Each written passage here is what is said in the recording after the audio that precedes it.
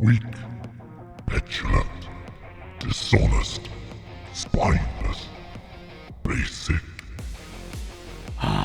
The truth belies the hubris that it relies on as integrity dies on its head. An imposter sits on the throne. This is our champion, scurrying around scheming like a little rat, whispering lies, stoking fear, pointing to its crocodile tears as if the world would end if the deal were to go through, as if Ragnarok supposedly draws near. Let it be forever known, no matter what the result of this deal, the true colors of PlayStation have revealed themselves. A corrosive stain in its legacy, revealing that all its posturing following prominence, it ends up in disgrace by its own feeble actions, as it not so quietly enjoys market dominance.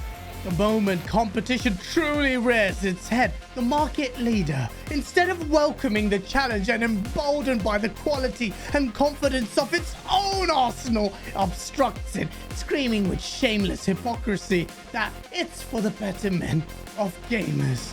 Who are you fooling? Is Call of Duty one IP so important to PlayStation that without it, it would be irreparably damaged? This is what Sony has just said.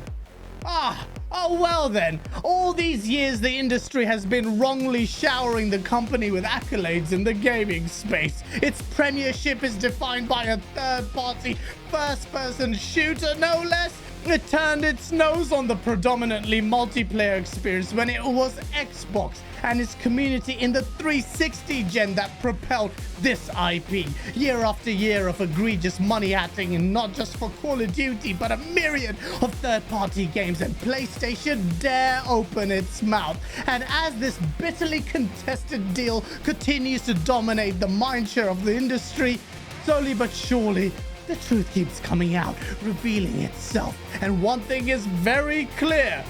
PlayStation is desperate. All those lovely NPD sales figures and pie charts cannot mask the insecurity of this so-called leader of all gaming platforms. So let's observe, shall we, the latest facade of one that slithers so relentlessly to attain its goals. He won't sell anybody out to buy his future. And that, my friends, is called integrity. That's called courage. Now that's the stuff leaders should be made of.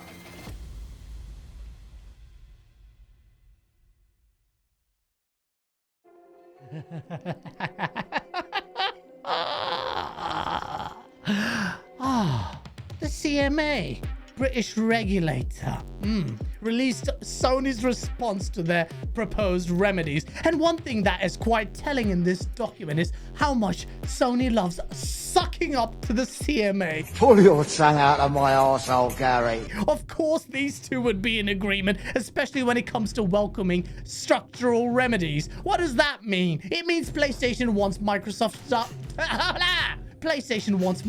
to divest Call of Duty and Activision and Blizzard from the ABK deal. What's left? King? Oh well, Xbox, you can have Candy Crush.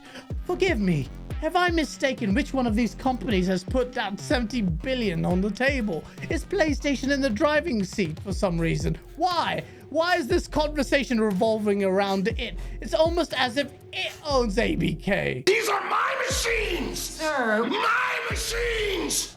This whole response reads as entitled drivel, predicated on the notion that Xbox will maneuver to dishonestly circumvent any measures that it agrees with PlayStation. Well, considering the fact that this is a deal that is being contested by Sony, that's hardly unexpected. If anything, this is what Sony should do, right?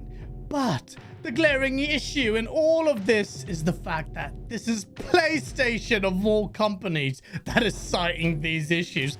The company that has actively engaged in so many anti-compete measures, money-hatting third-party games galore, undermining everyone else but itself, raising prices of its games and consoles, then magically its stock issues disappear. Oh wow, how convenient, obstructing crossplay with farcical and disingenuous excuses. Oh, won't somebody please think of the children and innumerable other measures, PlayStation puts forward that Microsoft would purposely sabotage how Call of Duty performs on PlayStation. You're fucked up in the head, Karen. This is all in your mind.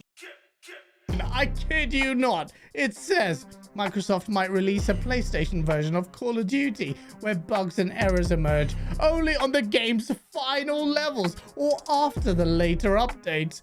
Even if such degradations could be swiftly detected, any remedy would likely come too late, by which time the gaming community would have lost confidence in PlayStation as a go-to venue to play Call of Duty. Are you taking the piss, Sony? Which lawyer on your team thought that was a good argument to put this forward? Care to join me in a belt of scotch? It's 9:30 in the morning. Yeah, but I haven't slept in days. It's actually very suspicious, no? That Sony would even put this kind of notion out there. I mean, if this is the kind of tactic Sony thinks is on the table, then this far from angelic company might have just revealed its own disposition or inclination to deploy such underhanded tactics. Hey, didn't they send their people to help develop Callisto Protocol? At least they didn't sabotage the Xbox.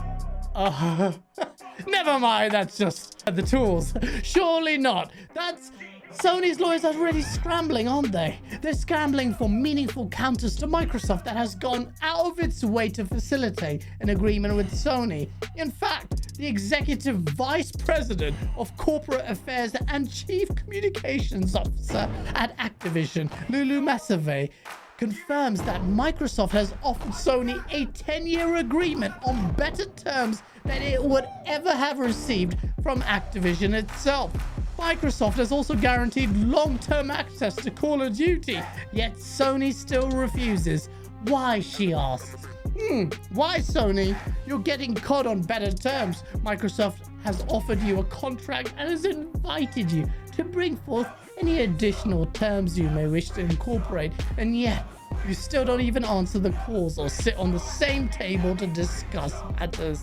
PlayStation doesn't really care about consumers, does it? It's just scared of Microsoft. But riddle me this, Sony guys. For years you've said that Xbox is dead in the water. How is this supposed zombie of a platform holder scaring your beloved company so shitless that it isn't even prepared to discuss the matter?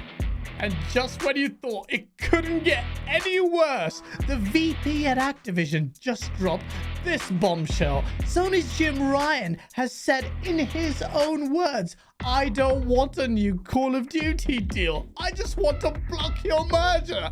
I don't want a new Call of Duty deal. I just want to block your merger." The mafia's taking notes. And there you have it. The schizophrenia of PlayStation. On the one hand, it cries to regulators, trembling and talking about the ill intent of Microsoft in offering a proper deal. And on the other hand, it's sticking its middle finger at the very company and its people that are providing the game that it demands stays on PlayStation on the terms it wants.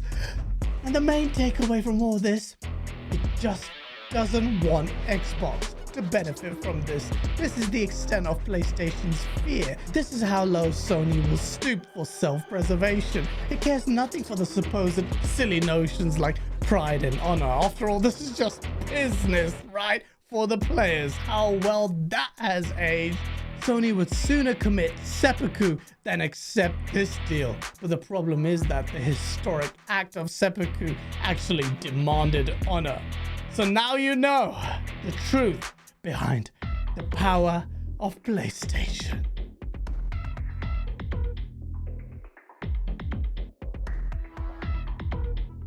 My machines!